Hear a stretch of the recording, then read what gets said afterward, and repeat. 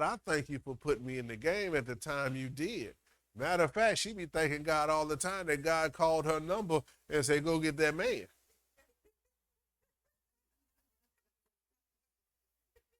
Because she got a win, a big win. And so I was like, I just had to receive. That's all I had to do. And speak his word. She spoke brunch. I spoke church. She told me what she wanted. I told her what I needed. And when you keep God up front, because that was our very first conversation, I was like, look, I'm going somewhere. I don't know where I'm going. I don't know what God is doing with me. But I've tried this way so long that God had to bench me. And I ain't gonna lie, I was blaming everybody else for the benching and not looking at the source, which was me. But it was everybody else's fault because I got benched. It was everybody else's fault that my marriage, it was everybody that my career, it was everybody else's fault that all hell was breaking loose in my life and I wasn't looking at the penalties that I was causing. But one day he's like, hey, bro, we got to have a conversation. Coach called me to the office. And the altar is right here. It's the altar. And he dealt with me at the altar. He's like, look, understand your part in this. Understand the reason why you're here right now. I'm going to make it right. But as I make it right, you need to be thankful that I'm making it right for you. Because now my life is where I can sleep in peace. I got a best friend. I got somebody I can travel with. I got somebody I can talk with. I got somebody that's going to let me watch the football game in peace and not come have a conversation at halftime or right at the end of the fourth quarter. I got somebody that understands that the timing is not right during Super Bowl. But it was because of the conversations, and guess what? We communicated. So when you start to look at this, don't look at your time out as punishment. Look at it as a recalculation. Look at it as a repurposing. Let's go to verse 14 in 1 Kings 17. Last week, I watched the game, and I can't even say the team because I don't like them. But I watched a lineman, a defensive lineman, become the... I almost just said something. Hallelujah. We're Dexter when I need him. I watched a man that nobody thought of, that nobody had an idea or a clue that he would be the MVP of the game because of something he did. Because linemen ain't supposed to do this. They're not supposed to block the kick, pick the ball up, and then run 60 yards for a touchdown. He became the MVP, and he was the most unlikely character to be the MVP. But he got through the line, and he blocked it. He picked it up, and he ran. The other players were like, you can't make it, hand it to me. He said, oh, heck no. But then they surrounded him and they blocked for him just so that he can make it. That's what we should be doing for our people, our members, our church, our family, that when we pick it up, we should surround them and block for him because now, guess what? He will go down in history. That play will be playing for the rest of his life, and now he got somebody that's going to live in legacy. The most unlikely person was the MVP.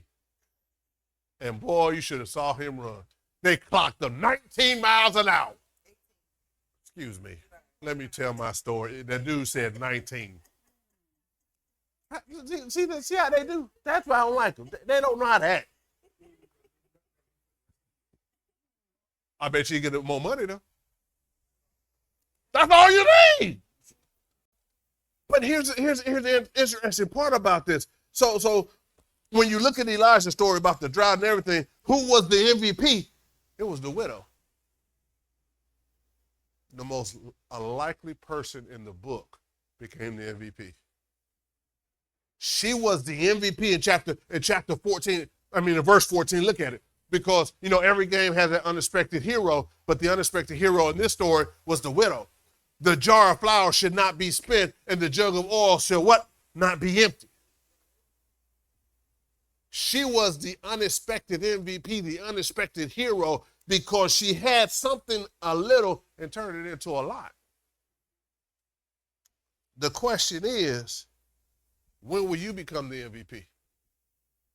When will you take your little and allow God to make it a lot? It's that person that we don't expect. It's that person that we don't understand. It's that person that flies under the radar that becomes the MVP, becomes the hero. And God does it so many times in the Bible. He picks the one with the least and makes them the greatest. It's crazy. And it's amazing because God uses the underdog to shock the drought. How many of y'all have ever been called the black sheep of your family?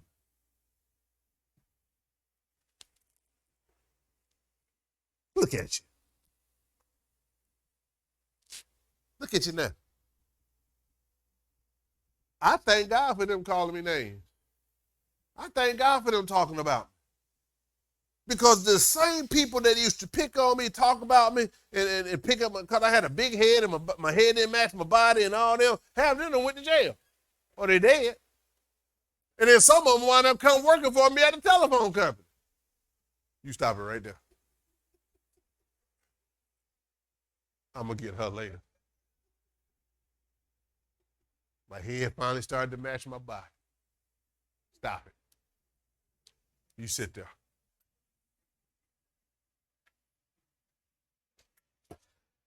Here's the amazing part. I may not have much, but God sure do know how to use what he gave me. And I thank God every day for what he's done for me. He will take that and he'll make it into something great. And it's amazing because when you look at verses, go to Isaiah 40, verse 18. How many want to know how to have victory all the time? I want to know that. I want to know how to win. Hey, what's your record with your team? 5-1. What's your record? Oh, God, the coach don't know the record. 5-1 or 6-1. Somebody going to get number 2. It's amazing because when you start to look at that thing, them 5-1, 6-1, and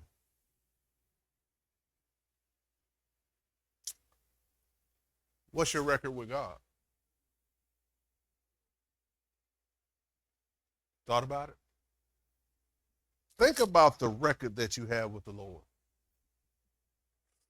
Every time you loved on him and you served him and you did what you were supposed to do and you followed the playbook and you understood, what's your record?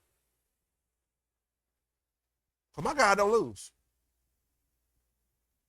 When I understood the playbook and then I understand that the playbook guarantees victory, teams live and die by the playbook. As children of God, we only got one playbook.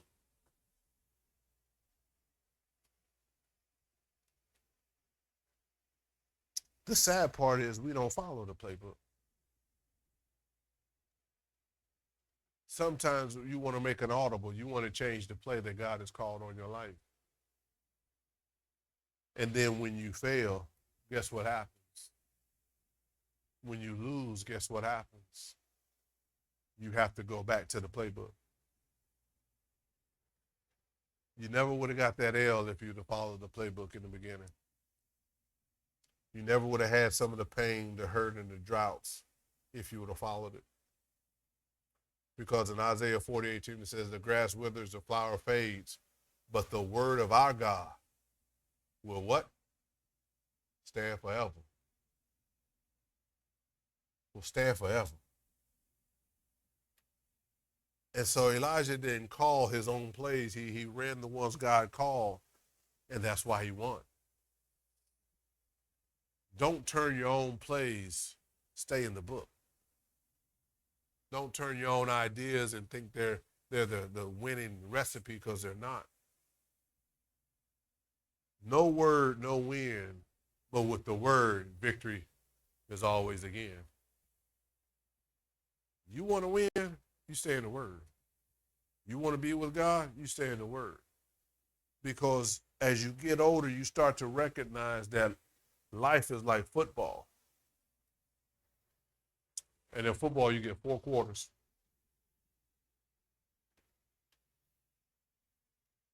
In 1 Kings chapter 17, verse 16, it says, and the jar of flour was not spent, neither did the jug of oil become empty.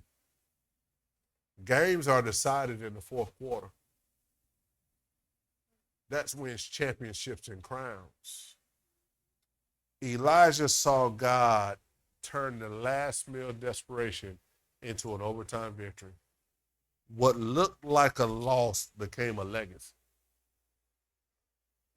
Some of you are in your 4th quarter and you've already given up. God said, don't give up. I can turn this 4th quarter that you're in into the greatest legacy of your life if you start to follow the playbook.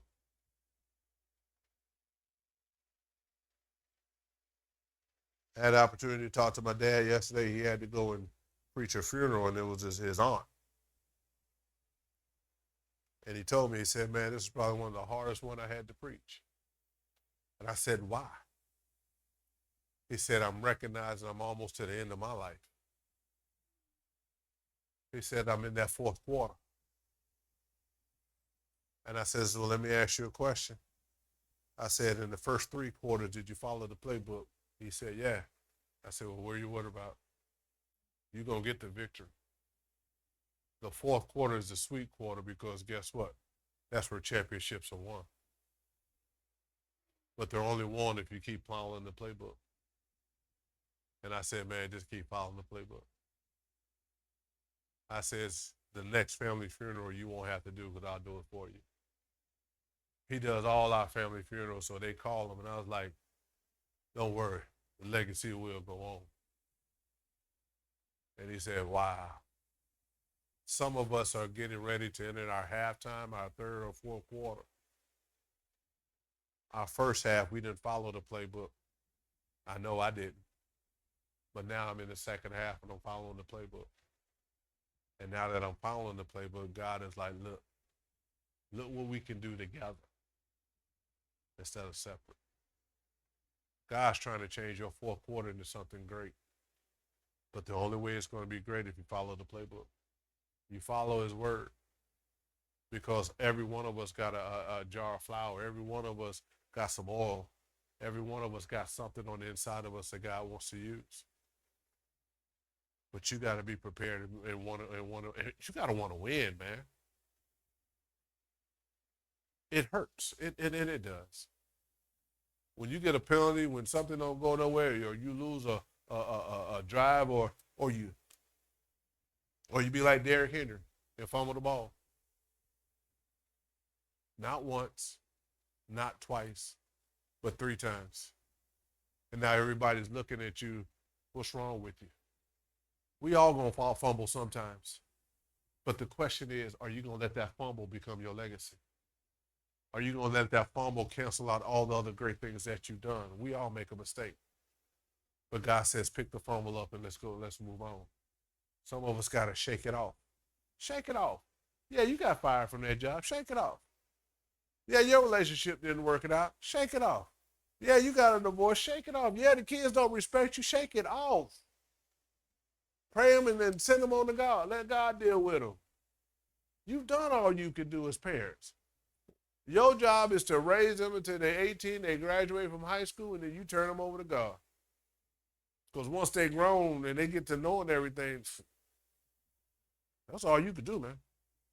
We got 4 of them. I tell all 4 of them, y'all grown. I thank God don't call and ask me for no money to pay your bills because I ain't got it. I said, y'all know who I'm married to. It ain't that many coupons. Thank you for being with us today. Elevation Lifestyle. It's center where faith and family grow together. See you soon. And remember, we're always lifting you higher. Elevation Life Center where faith you. Elevation Life.